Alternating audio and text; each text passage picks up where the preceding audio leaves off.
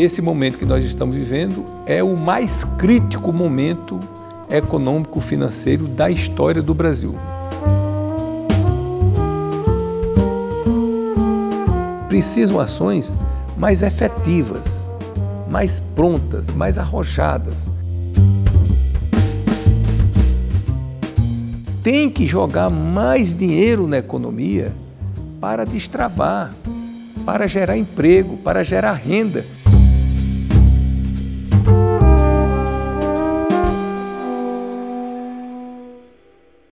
Senador, o senhor é o presidente de uma das principais comissões do Congresso, a Comissão Mista de Orçamento, e em um ano em que é aprovado o plano plurianual que traz as metas para os próximos 4 anos, as metas fiscais para os próximos 4 anos, fica ainda mais relevante esse papel, né? Qual que é a importância desse primeiro ano de governo em relação ao orçamento da União? Bom, a Comissão Mista de Orçamento, ela elabora o orçamento anual, apoiado na Lei de Diretrizes Orçamentárias, que também é votada no mesmo ano, e este ano, como é início de governo, nós temos o PPA, o Plano Plurianual. E essa é a função precípua do Parlamento. Então, o Parlamento se formou, né, iniciou isso na Inglaterra, exatamente do conflito entre o rei, que tinha todo o poder, e o parlamento na feitura do orçamento. Então, é a expressão máxima do parlamento, é exatamente fazer o orçamento da União, é dizer em que o governo pode gastar e o que pode gastar. Então, é reconhecido por todos a CMO como a principal comissão do Congresso Nacional. E eu, senador de primeiro mandato, embora com a longa experiência de parlamentar, com 3 mandatos de deputado estadual, 5 mandatos de deputado federal, fui escolhido pelo MDB para ser o presidente da comissão e estou fazendo esse trabalho com muita dedicação, sabendo que esse momento que nós estamos vivendo é o mais crítico momento econômico-financeiro da história do Brasil. Nunca nós tivemos uma recessão tão profunda e tão duradoura quanto essa que nós estamos vivendo. A LDO, para o ano que vem, ela não traz mais aquela política de valorização do salário mínimo que vinha sendo praticada nos últimos anos, né? Essa política acabou mesmo? É o fim dessa política? Eu queria saber do senhor qual é a consequência disso. Pela primeira vez desde o início de 2000, o salário mínimo não vai ter ganho real. Por quê?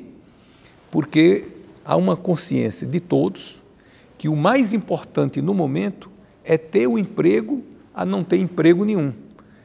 E a gente, com dor no coração, não é, tem que aceitar essa triste realidade de não ter reajuste nem do salário mínimo, nem reajuste salarial, dada a crise que nós estamos vivendo, que é o 6º ano consecutivo e no próximo ano será o 7º ano consecutivo que nós teremos um déficit primário. O que é déficit primário? É quando o país arrecada menos do que o que gasta. Então, arrecadou X e gastou mais do que X. Ora, se o país já deve uma fábula, aproximadamente uns 5 trilhões de reais, tem os juros da dívida que não estão sendo pagos. Então, a dívida que o país tem, já estão sendo acrescentados os juros. O que é que nós deveríamos estar fazendo? Superávites, ou seja, nós deveríamos estar gastando menos do que estamos arrecadando. Para quê? Para ir pagando a dívida, pagando os juros da dívida, pagando o serviço da dívida, para você ir tendo folga para o futuro. Nós estamos fazendo exatamente o contrário. Quer dizer, a dívida, todo ano nós acrescentamos o juro da dívida que nós não pagamos e ainda estamos botando mais dívida em cima da dívida. E isso vem crescendo numa progressão quase geométrica, que está um escândalo. Quer dizer, no governo do Itamar Franco, a dívida do Brasil era 62 bilhões de reais, só 62 bilhões. Hoje são 5 trilhões aproximadamente.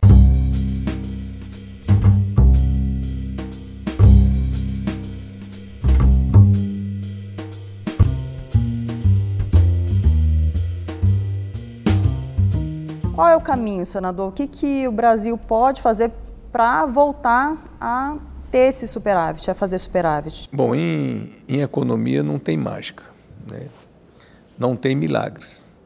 O que nós precisamos fazer, em primeiro lugar no Brasil, é voltar aos investimentos, gerar riqueza, gerar emprego, movimentar a economia, porque o país crescendo, com a lei de teto de gastos que nós temos, a economia vai desenvolvendo e o gasto vai permanecendo o mesmo, só sendo corrigido pela inflação, então nós vamos controlando a nossa dívida, que era em torno de 50% do PIB e hoje está em torno de 80% do PIB e crescendo cada dia mais.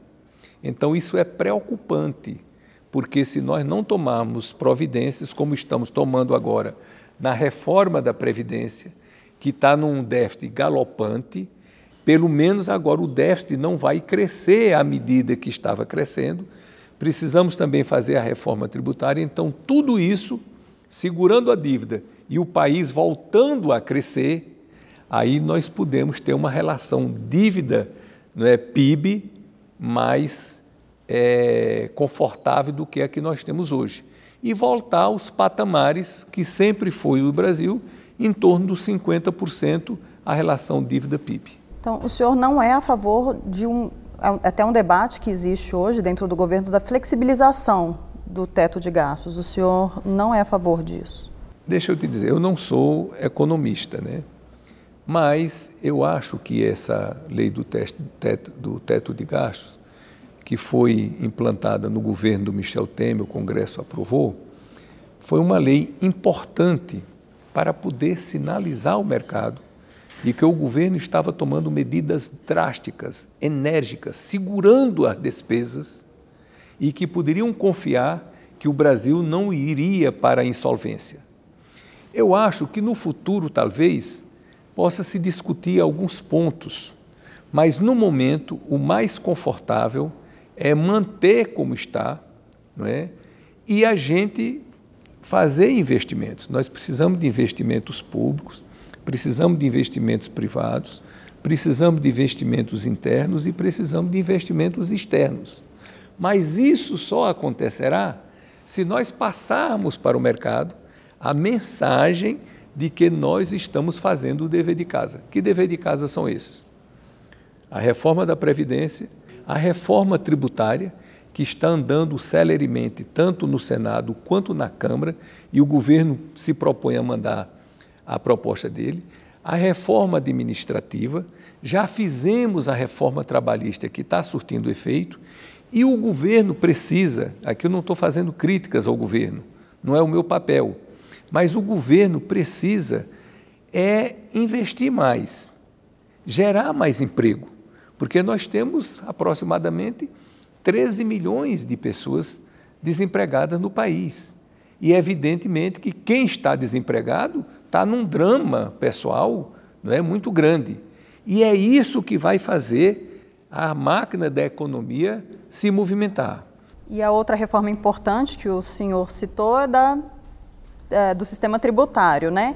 Existem duas propostas principais aqui no Congresso, né? Uma que está tramitando na Câmara, uma aqui no Senado. As duas trazem uma simplificação do sistema, né? Uma unificação de alguns tributos, mantém a carga tributária, né? A arrecadação Exato. Que o país precisa.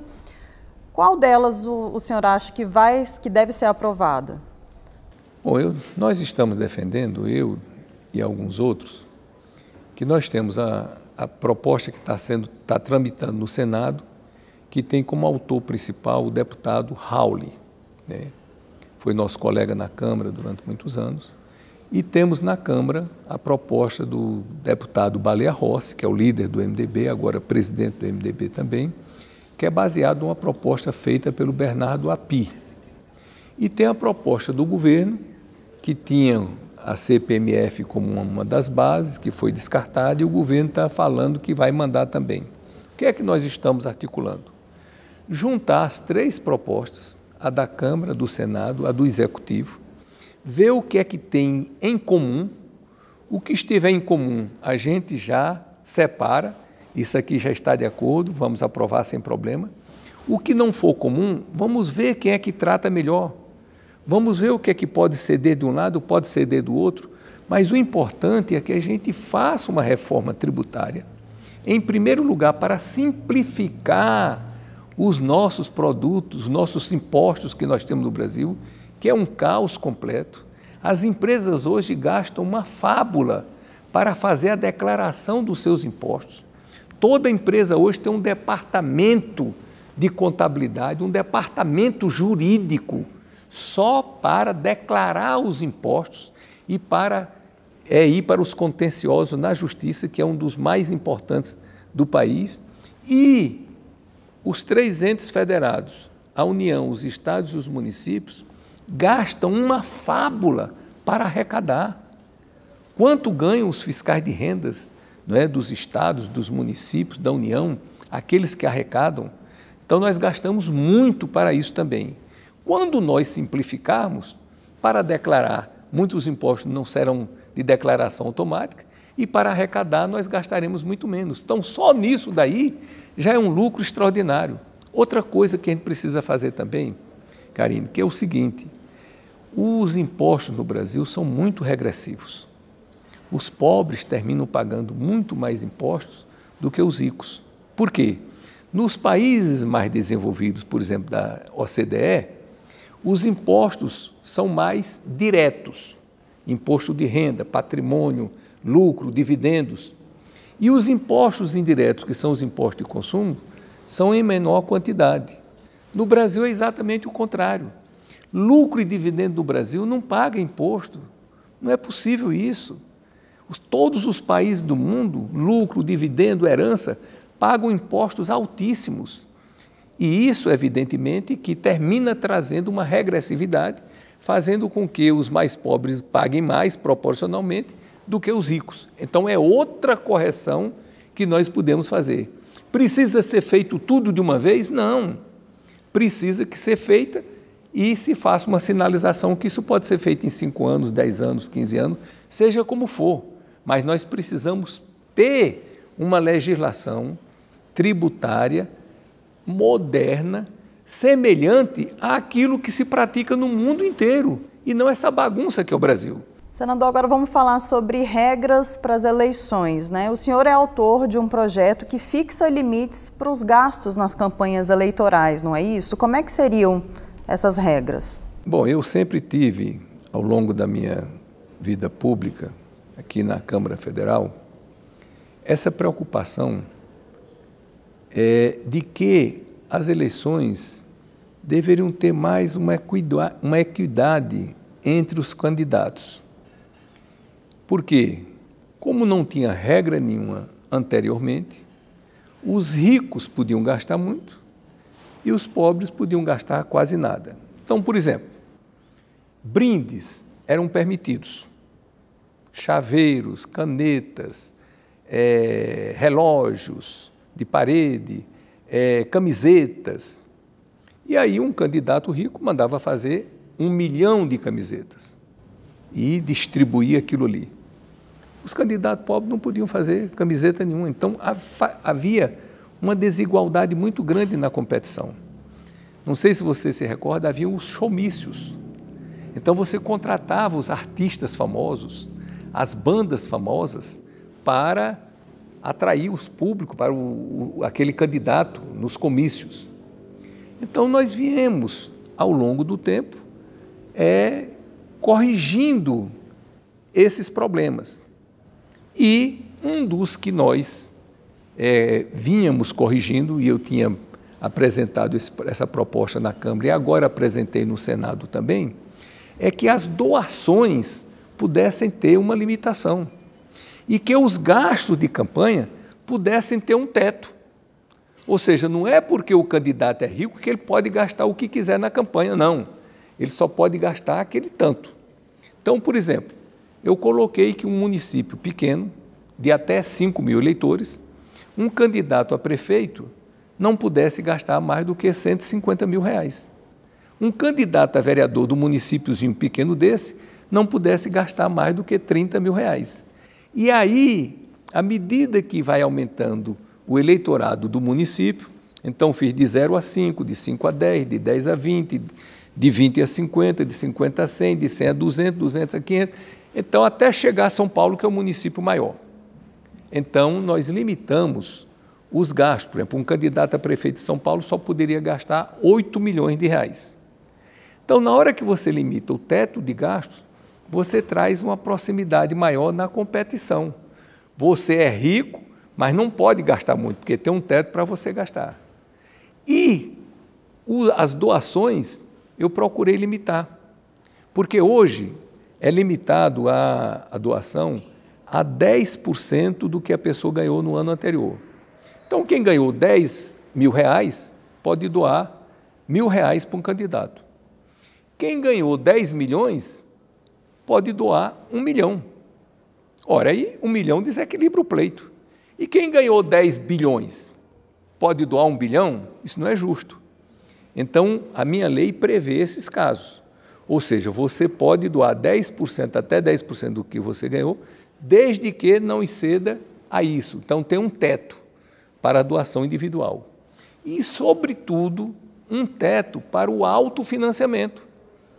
Porque agora, anteriormente, um candidato rico ele podia bancar todo o teto da sua campanha. Então, digamos, a eleição de presidente da República, são 70 milhões de reais o teto.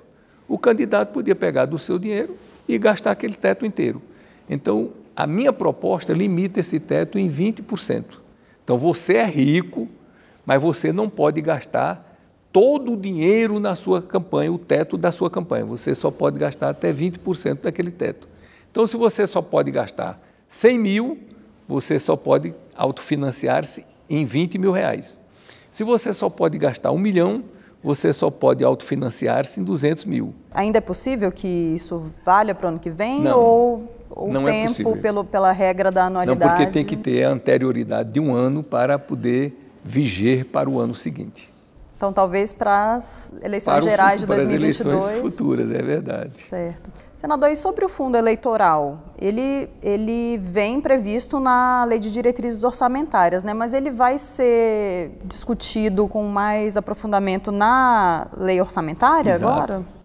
Agora, na Lei Orçamentária, que nós vamos dizer quanto nós vamos gastar. Então, na eleição passada, o fundo foi de 1,7 bilhão de reais. Então, para fazer eleição de presidente da República, governadores dos 27 estados, senadores e deputados federais e estaduais. Agora, para 2020, nós vamos fazer eleições nos 5.570 municípios. Então, o que é que estão dizendo aqueles que querem aumentar o valor do fundo? É que essas eleições são um número muito maior do que as anteriores, que nós precisaríamos de mais recursos. O que é que dizem aqueles que não querem aumentar os recursos, nos quais eu me incluo? Olha, eu não nego a procedência dos argumentos daqueles que acham que nas eleições municipais o valor do recurso público seja superior ao do ano anterior, agora que nós vivemos em 2018. Mas, dada a crise que nós estamos vivendo, a maior da nossa história, nunca nós tivemos uma recessão tão profunda, tão longa, tão demorada quanto a que nós estamos tendo agora, eu e muitos aqui no Congresso entendem que não é prudente, não é razoável você aumentar a despesa em recursos de campanha quando você não está aumentando o salário das pessoas, quando você não está aumentando a despesa com saúde, quando você não está aumentando a despesa com educação, quando o país está prevendo no orçamento para 2020 menos de 20 bilhões de reais de investimento. Isso é nada para um país da dimensão continental do Brasil. Só para fazer uma comparação aqui, Karine, uma única empresa do Brasil, a Petrobras, que é uma grande empresa, está prevendo gastar nos próximos anos aproximadamente 80 bilhões, investir nos próximos anos, aproximadamente 80 bilhões por ano.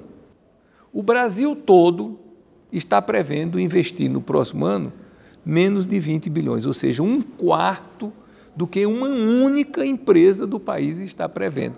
Então, isso é uma anomalia. Isso é uma situação que não pode continuar. Pois é, senador, e qual a avaliação que o senhor faz da atuação desse governo, né? Principalmente a relação entre o ministro da Economia, Paulo Guedes, e o presidente Jair Bolsonaro? Alguns desgastes podem ser ruins para a imagem do país, pode refletir na confiança de investidores internacionais. Qual a avaliação que o senhor faz? Bom, o Paulo Guedes é um economista que goza de um conceito muito elevado no meio econômico.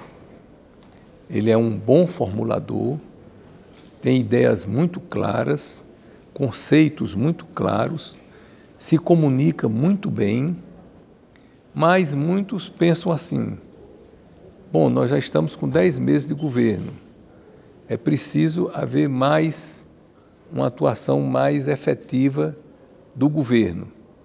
Então, é evidente que não é uma crítica que eu estou fazendo, eu nem sou economista, mas a gente precisa ter respostas mais rápidas para os problemas tão graves que o país está enfrentando. Então, a reforma da Previdência é um ganho extraordinário, a reforma tributária é outro ganho extraordinário, eu não tenho dúvida de que nós a faremos. A reforma trabalhista foi um ganho também muito grande, precisamos fazer também a reforma administrativa, e tudo isso em conjunto vão criar as condições necessárias, propícias para o desenvolvimento da economia.